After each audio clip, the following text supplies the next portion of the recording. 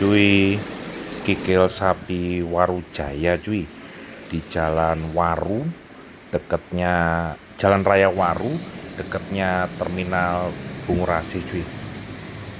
Tuh, wahnya cuy, kikilnya banyak, harganya sekitar 20 ribuan atau berapa gitu.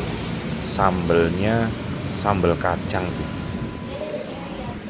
Kak Samurai nggak doyan kikil, jadi cuman bukan bagian ya, karena nggak doyan kikil jadi nggak ikut makan cuy. Kak Samurai yang makan cuman yang seneng kikil aja cuy, katanya lebih enak kalau pakai kecap sama jeruk nipis cuy, dan sambal kacangnya katanya juara cuy.